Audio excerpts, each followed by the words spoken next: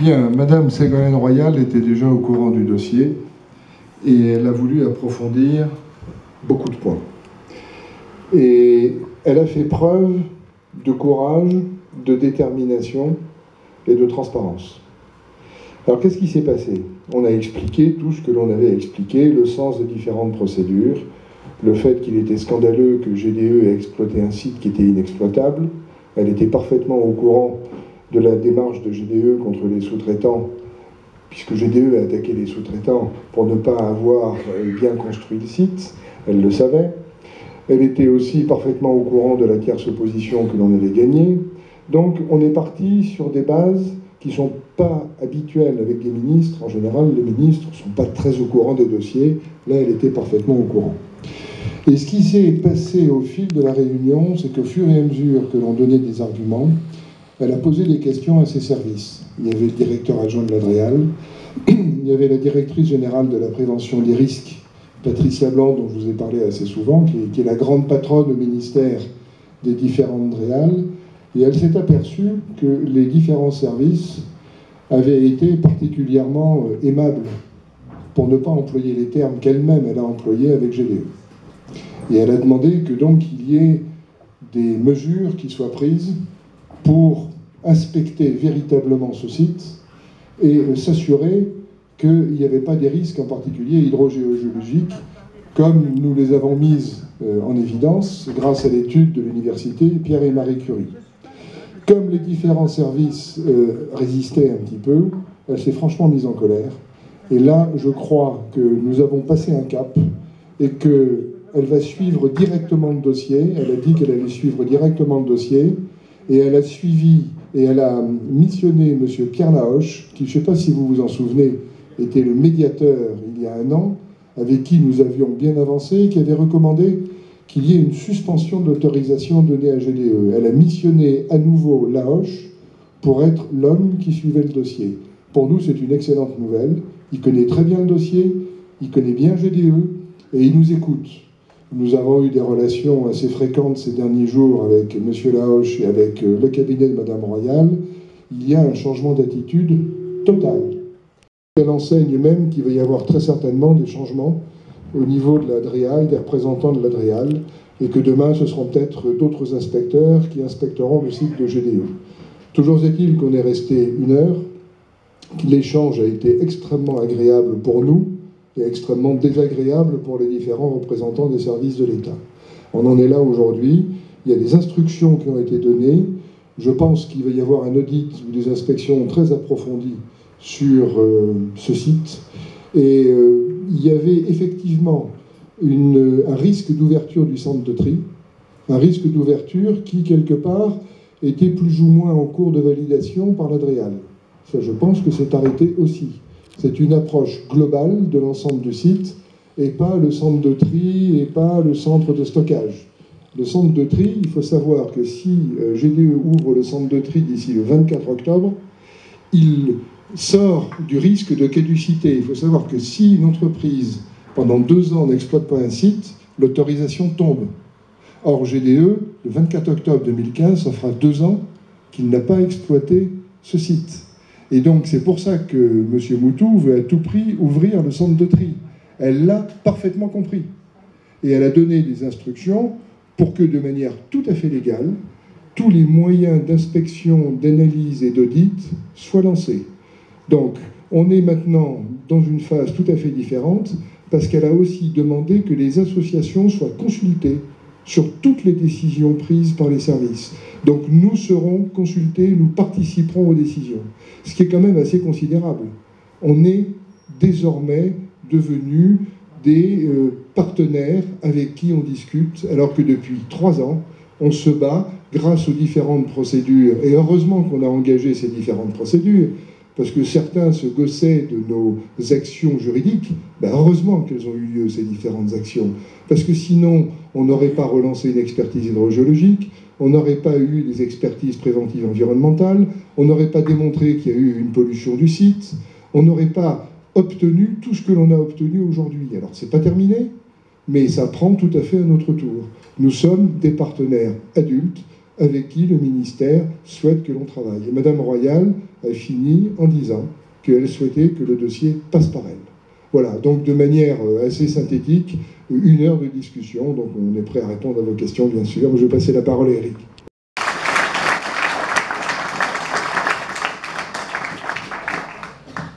Je voudrais ajouter que Madame Royal a même demandé à Jacques de lui trouver des idées et de l'aider pour ce problème, pour aider à classer, à fermer définitivement cette décharge. Nous sommes devenus donc les alliés objectifs du gouvernement, des auxiliaires de l'État, et elle aura à cœur, je pense, d'aller au bout, même si ses services ont montré pas mal de réticence et essayaient effectivement, en catimini, de permettre à GDE de réouvrir, ce qui est quand même très choquant de la part de l'Adréal.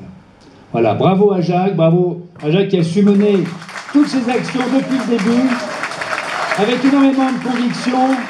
Merci à tous ceux qui l'ont suivi et qui lui ont fait confiance.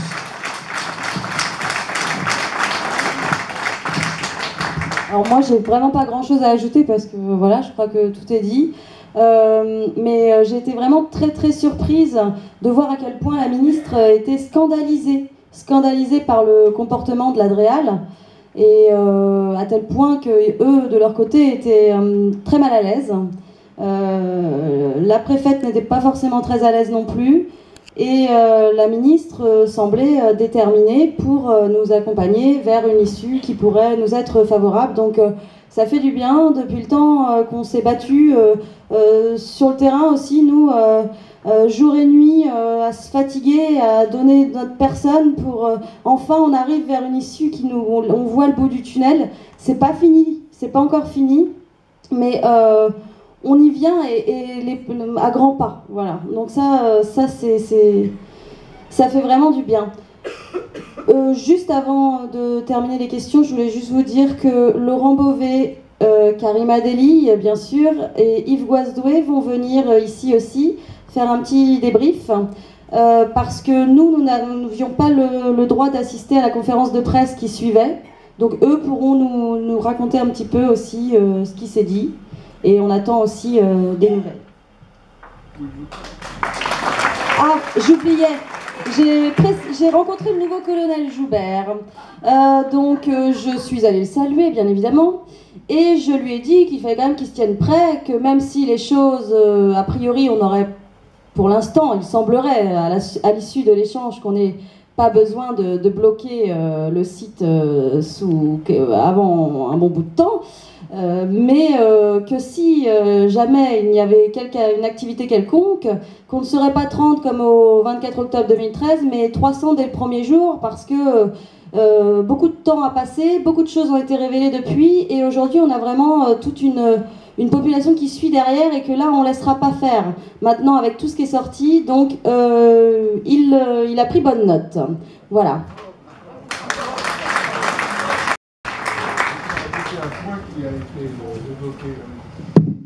Vient d'être évoqué par Émilie, c'est que c'est pas fini. On a la ministre qui a pris le dossier en main, qui a donné des orientations très précises. Certains services de l'État nous détestent maintenant, parce que clairement, ils se sont fait secouer les puces, et ils vont quand même tout faire pour nous enquiquiner. Alors, ils n'ont pas beaucoup de marge de manœuvre, à mon avis, mais il faut quand même être vigilant. Et Moutou, quand il a quitté la salle, il n'a même pas dit un mot à la presse. Donc, il ne doit pas être particulièrement heureux. Il y a un bras de fer aujourd'hui qui s'est engagé entre GDE et l'État. GDE essaye de récupérer le maximum d'argent, l'État ne veut pas en donner. Donc il n'est pas du tout impossible que Moutou tente quand même un coup de force, l'entreprise nous y a habitués, dans les semaines qui viennent, avec peut-être la complicité passive de certaines personnes de l'Adréal. Donc il faut être très vigilant dans les jours qui viennent, parce que le temps que tout se mette en place, il y a peut-être une fenêtre de tir encore pour GDE. On n'est pas complètement à l'abri. Après, une fois que les inspections seront lancées, une fois que la machine sera lancée et que nos procédures courront, parce qu'on n'abandonne aucune de nos procédures. D'ailleurs, elle ne nous l'a pas demandé, et elle n'est pas du tout choquée par le recours qu'on a fait contre elle, qui était un moyen tout simplement de lui montrer que ses services n'avaient pas préparé la réponse qu'ils auraient dû préparer et lui faire signer. Elle en est parfaitement consciente. Parce que le recours contre Madame Royal, c'est parce qu'il n'y a pas eu de réponse à notre demande d'application de l'article 514.7 qui prévoit qu'un ministre peut décider la suspension d'une autorisation. Elle n'avait pas véritablement été alertée sur le sujet. Donc elle se retrouve en première ligne, mais quelque part, ça a eu une grande vertu, c'est que ça l'a fait monter au créneau. Et que maintenant, notre interlocuteur, c'est elle, et à travers elle, Pierre Laoche. Ce qui pour nous est une excellente chose. Donc voilà, il faut rester très vigilant dans les jours qui viennent. GDE ne va pas abandonner comme ça, parce que plus le temps passe, et moins GDE aura des chances de récupérer de l'argent. Surtout si, vers la fin de l'année, la Cour administrative d'appel de Nantes annule l'autorisation. La GDE ne pourra plus rien demander. Donc c'est dans les jours qui viennent qu'ils vont essayer de créer peut-être l'irréparable. Voilà. Il faut savoir qu'on a été reçu quand même 1 heure. Hugues Moutou est passé derrière nous, il est resté un quart d'heure, il est sorti, il n'a pas voulu parler. Il faut quand même savoir que Hugues Moutou est passé derrière nous, nous on a été reçus 1 heure. Lui a été reçu un quart d'heure et quand il est sorti, il n'a pas voulu faire de déclaration, il est reparti un peu la queue entre les jambes, donc je pense qu'il ne s'attendait pas trop. Il s'est peut-être fait un peu... il s'est peut-être fait un peu remonter les bretelles parce que voilà, la ministre n'avait peut-être pas tous les éléments que Jacques lui a apportés et a mis en lumière, donc voilà. Voilà, il n'avait aucune déclaration à faire, on verra ce qu'il raconte demain, peut-être que ça aura à cogiter dans la nuit.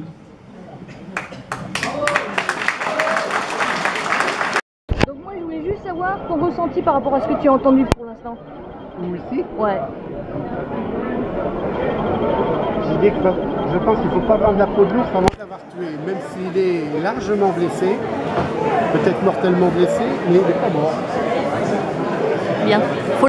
Donc, avec tout ce que tu as entendu pour l'instant, tu en penses quoi? Je suis relativement satisfait des informations qu'on peut avoir entendues ici. Oui, alors, maintenant, tant que la décision finale n'est pas connue, il faut rester prudent. On nous a bien fait comprendre aussi que GDE n'allait pas laisser ça à l'enfer et qu'on risquait d'avoir un coup de jarnac de leur part. Juste un petit point. Je trouve qu'on a trop parlé un petit peu que de l'aspect juridique qui est peut-être important et qui a pesé lourd avec des études, mais de la bagarre des militants sur le terrain de tous les jours a été un petit peu, au jour ce soir, un petit peu mis de côté. Et je pense qu'il faut quand même les saluer. Je voulais savoir ton ressenti par rapport à ce que tu avais entendu aujourd'hui. Je suis content. T'es content? Impeccable. Avant j'y crois, moi je vais arriver à y croire définitivement. Il y a longtemps j'y crois. On y croit tous. Je dois dire qu'ils méritent pas des applaudissements mais des hurrahs parce qu'ils ont été là tout le temps, tout le temps, tout le temps. Je veux entendre du bruit. Bon.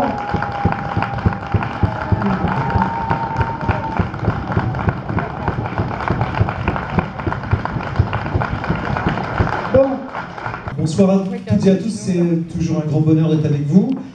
J'avais envie de vous dire, faites du bruit pour nous tous, parce que franchement, ce qui se passe ce soir, c'est pas...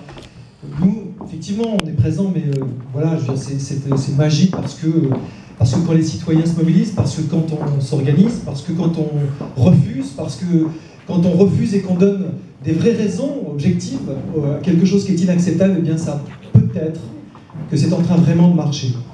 Vous dire 2-3 petits mots sur ce qui s'est passé. D'abord, je me disais, c'était la 6e ministre depuis que nous sommes en lutte. Et c'est la première fois qu'une ministre décide de venir pour effectivement rencontrer toutes les parties prenantes. Alors, je pense qu'on peut s'asseoir. Je pense que Ségolène Royal, elle est venue, non pas parce qu'elle a dit seulement à RTL, je vais y aller parce que j'ai besoin de voir, j'ai besoin de comprendre. Elle a vraiment travaillé le dossier. Je crois que Noël, je crois qu'Éric, je crois qu'Émilie vous ont largement expliqué qu'ils avaient eu en face d'eux une vraie ministre qui travaillait bien le dossier, qui a été soucieuse d'écouter, vraiment une écoute tout à fait importante, de très très grande qualité. Nous étions dans la première table ronde, nous étions une quinzaine d'élus, à peu près, régionaux, européens, nationaux, locaux. Dès le départ, j'ai senti qu'elle était vraiment venue pour écouter, qu'elle avait déjà une petite idée derrière la tête concernant le fait qu'on ne tient pas une lutte aussi longtemps que parce que nous sommes des résistants. C'est parce que derrière, il y a vraiment des enjeux. Elle a clairement exprimé qu'elle était ministre de l'écologie et que de toute façon, sa priorité, c'était 2 choses. C'était à la fois, parce qu'elle est ministre, faire que le droit soit respecté, et parce qu'elle est ministre de l'écologie, faire que les catastrophes écologiques ne puissent pas avoir lieu. Elle a répété plusieurs fois que sa priorité, c'était de faire en sorte que, sur un territoire comme le nôtre, au-delà, et y compris de l'enjeu économique, c'est que, de toute façon, il n'est pas possible d'imaginer qu'on soit spectateur et victime d'une situation qui est décrite dès le départ comme étant absolument pas acceptable. Donc ça, c'était une manière très claire.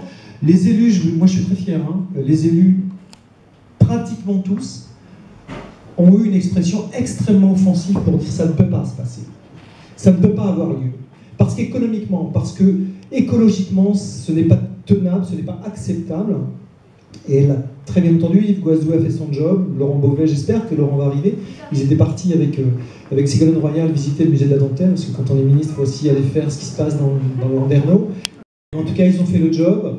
Nous, on s'est exprimé. Moi, j'ai dit clairement, vous savez, Madame la Ministre, si il n'y avait pas eu des gens pour faire un blocage, pour faire qu'il n'y ait que 1800 tonnes, ce qui est déjà beaucoup trop, pour montrer que nous sommes face à un industriel qui est complètement malhonnête, qui a posé un projet sur des données totalement erronées. Aujourd'hui, on serait peut-être dans le caractère irréversible du projet. Parce qu'il y a des citoyens, parce qu'il y a une démarche participative, parce qu'il y a un collectif qui s'est organisé, on peut encore considérer que ce projet doit être arrêté, et il doit être arrêté. Je l'ai dit en disant en même temps à mon collègue du département qui disait « Moi, je ne peux pas apporter jugement, vous savez, c'est la loi qui doit décider. » Moi, j'ai dit clairement, je pense qu'il faut l'arrêter maintenant. Voilà, on s'est fait plaisir, elle a entendu, c'est une ministre, elle ne fait pas dans l'émotion ni dans le dogmatique, elle a complètement porté le discours d'une ministre. Maintenant, sa conférence de presse, c'était hallucinant. Je veux dire qu'elle a quand même dit, à titre personnel, je ne comprends pas qu'on ait même pu imaginer ça possible ici. À nous, elle nous a dit, c'est juste aberrant. Ça compte, c'est une sensibilité.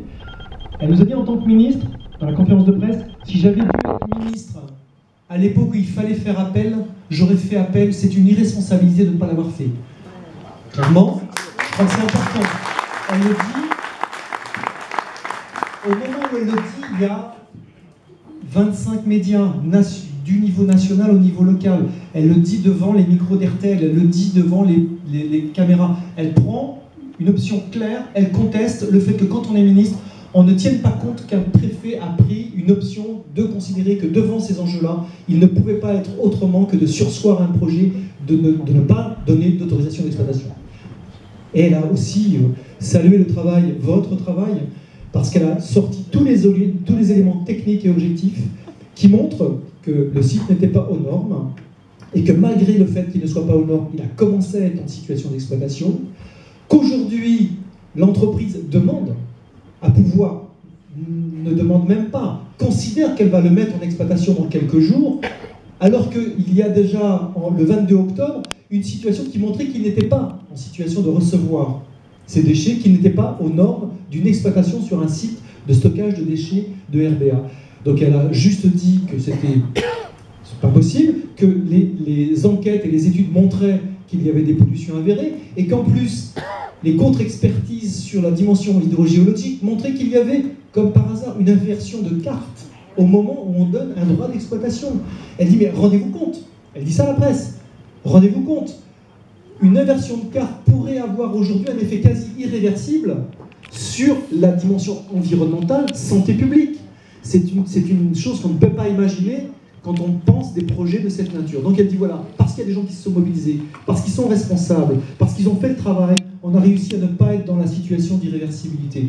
Donc franchement, elle vous a largement soutenu et reconnu. Et ça, c'est franchement important.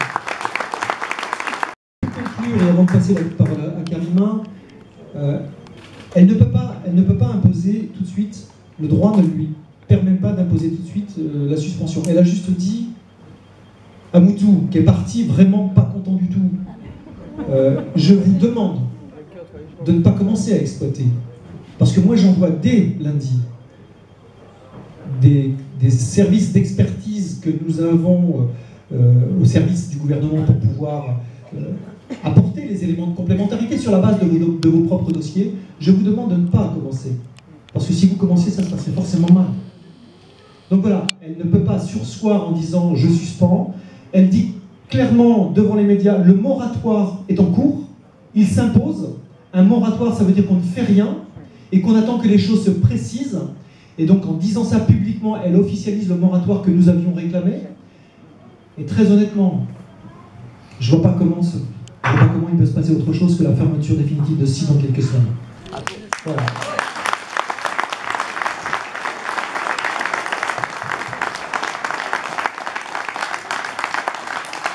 En tout cas, pour conclure, je vous remercie vraiment du travail que vous avez fait, de la fidélité que vous avez dans cet engagement, du respect que vous avez dans l'écoute que vous avez mutuellement, de la capacité à ne pas avoir cédé, à n'avoir rien lâché. Et je pense que si aujourd'hui les associations ont fait le travail, le front a été un peu le liant, la culture collective, la puissance de ce collectif à faire en sorte que quand ce soir on se retrouve, comme on s'est retrouvé il y a quelques semaines à l'hippodrome de la Fin, on sent que définitivement ça ne peut pas se passer autrement que par la fermeture. Parallèlement, on aura tous grandi de cette aventure-là.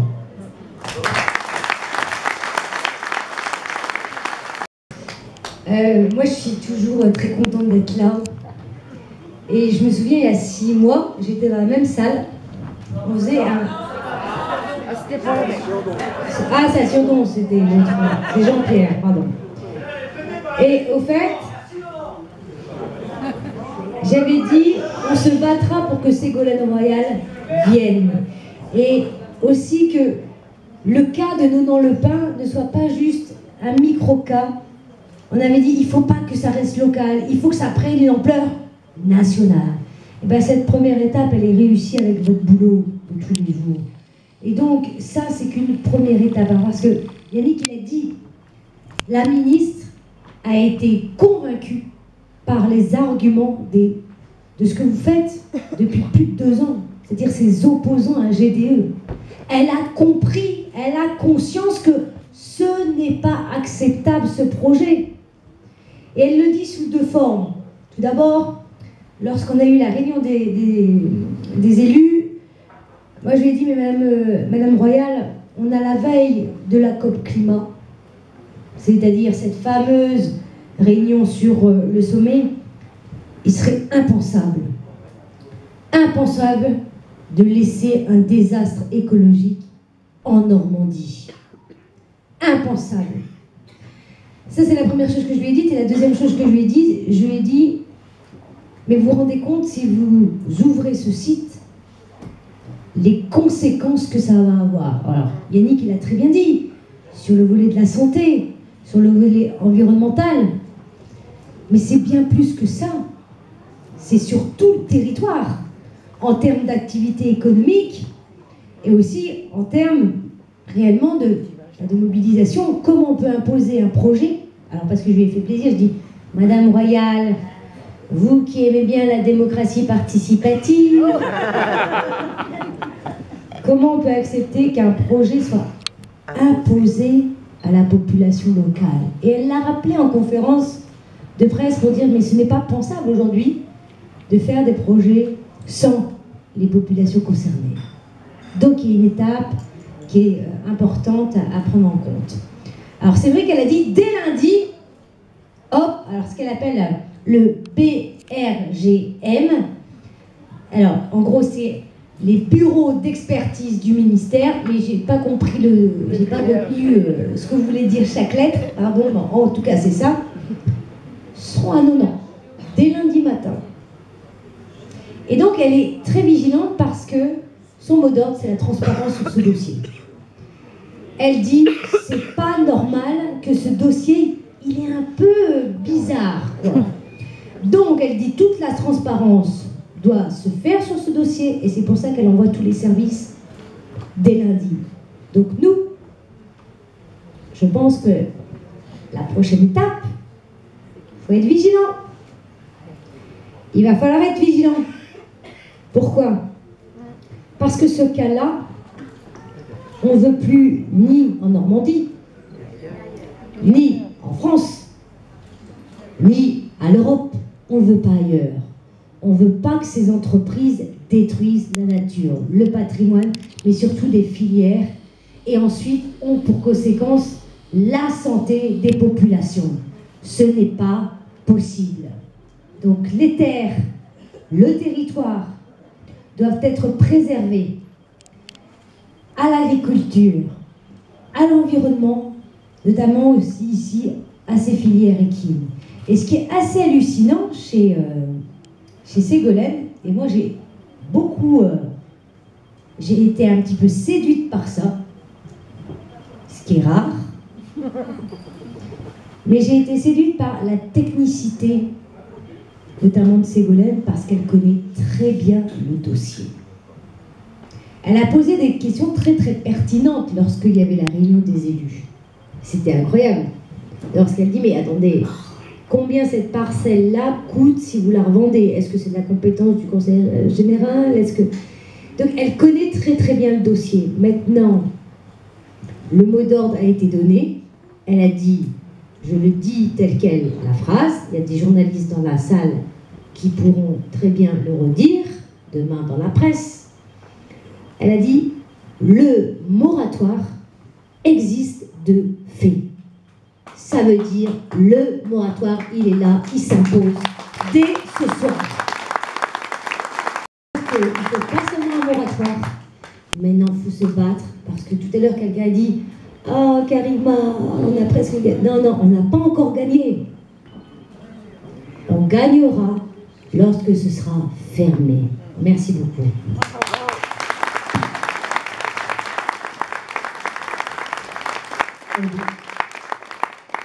Petit point de précision, on doit quand même au ministre Philippe Martin d'avoir permis que quelqu'un qui s'appelle... Eux, ils étaient déjà depuis 3 ans dans cette occupation, et aujourd'hui ils sont expulsés, et ils revendiquent quoi? Ils revendiquent juste le fait que ces 4 hectares doivent rester l'agriculture, et qu'il n'est pas question d'y faire un parc d'activités, de jeux, ou de faire des grandes surfaces qui auraient vocation à faire qu'on artificialise les terres. Grâce à vous, ce soir, ces gens-là, ils sont aussi dans le dossier de Ségolène Royal. Et ça, je vous en remercie beaucoup, parce que c'est important quand on est écologiste. Juste 1 minute pour vous dire que si vous avez encore des questions à poser Ségolène Royal, parce que moi, je me suis inscrite sur son Twitter pour la suivre maintenant, parce que je la suis de très près. Demain matin, elle est sur France Inter. Donc si vous voulez très tôt, à 7h, entre 7h et 9h, c'est l'invité. Donc vous pouvez appeler France Inter et lui poser des questions et aussi la remercier parce qu'elle est quand même venue nous filer un vrai coup de main. Maintenant, il faut y aller jusqu'au bout de la bataille. Voilà. Eh bien, avec ces 2 derniers mots de Karima et de Yannick, on tient à vous remercier à tous. Je pense que je vais parler au nom de la salle. Il y a eu pas mal de questions posées, il y a eu ce grand débat. Vous avez fait un super travail. Merci à vous, merci à toute l'équipe, merci à vous les gens de la salle, tous nos amis. Mais comme elle a dit, le combat continue, on ne ferme pas la porte, on ouvre les yeux et on va se battre encore pour que ces gens-là sortent du territoire. As-tu un message pour toutes les personnes qui malheureusement n'ont pas pu venir aujourd'hui? Pour leur dire que voilà, il y a une étape aujourd'hui qui a été faite, mais maintenant il faut rester vigilant. On sait que dès lundi matin, il y aura des expertises qui seront mises en place par le ministère de l'écologie. Maintenant, il faut se battre pour que demain, on arrête ce projet. Voilà, c'est pas un projet d'avenir, on rentre dans le 21e siècle. Le 21e siècle, c'est pas ces projets inutiles. Voilà. Yannick, est-ce que tu as quelque chose à dire aux personnes qui ont malheureusement pas pu venir ce soir? Je voudrais les remercier parce que je pense que même s'ils ne sont pas là ce soir, c'est grâce à eux qu'aujourd'hui, les choses ont vraiment beaucoup bougé. Ça fait maintenant plusieurs années qu'on est en lutte. Ça fait la 6e ministre de l'Environnement. Ce soir, on a rencontré Ségolène Royal, qui a fait preuve de beaucoup d'écoute et qui a salué le travail de résistance des citoyens. Je pense qu'aujourd'hui, on doit être fiers, vous devez être fiers, ceux qui m'écoutent là, parce que grâce à ce travail de mobilisation, eh bien, on peut considérer que la catastrophe écologique a été évitée. Si aujourd'hui le site avait été mis en exploitation en 2013 comme c'était prévu, on serait dans une situation à caractère irréversible. Donc voilà, moi je suis fier d'être écologiste et de participer à cette grande euphorie collective qui a été possible que parce que des gens comme vous, qui ne sommes pas venus ce soir, mais qui êtes dans la lutte depuis longtemps avec nous, avec vous tous, eh bien, nous permettent de penser que l'avenir de ce territoire devient possible. Sinon, les médias ont parlé que José Bové devait venir ce soir. Alors, je parlais pas fort. Normalement, vous permettez, monsieur, dame. Donc normalement, José devait venir ce soir. Il n'a pas pu venir ou les médias se sont... Non, c'est pas ça. José, il est chez François ce soir. D'accord. Il est à 200 km. François et José devaient venir. Mais ils étaient en Bretagne sur une lutte. Et ils devaient effectivement venir. Et quand ils ont appris que Ségolène ne viendrait pas ici, ils m'ont demandé s'il était possible qu'il puisse se reposer un peu. Donc voilà, José est avec nous. José, j'aurais dû le dire tout à l'heure d'ailleurs. José est avec nous, il nous soutient. Il viendra aussi souvent qu'il soit présent avec François. Mais il n'y a pas de problème. Si José n'est pas là, c'est parce que juste il se repose un tout petit peu avec François. Eh ben on le bise. Super. Dans votre journal régional, nous reviendrons d'abord sur la visite hier soir à Alençon de la ministre de l'écologie. Ségolène Royal est venue rencontrer les acteurs du débat autour du centre de stockage de GDE à Nonant-le-Pin et la ministre a donné de premiers gages aux opposants du site. Si Ségolène Royal était d'abord venue pour écouter les différents acteurs du dossier GDE, hier soir, la ministre de l'écologie a bien semblé s'engager dans la bataille.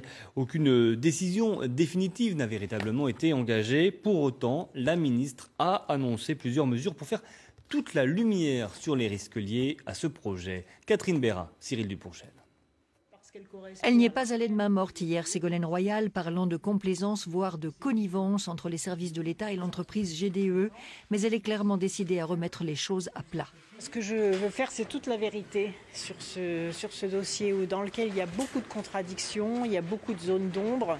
Et ma préoccupation première, c'est d'empêcher une catastrophe écologique si un exploitant exploite un lieu qui n'est pas conforme.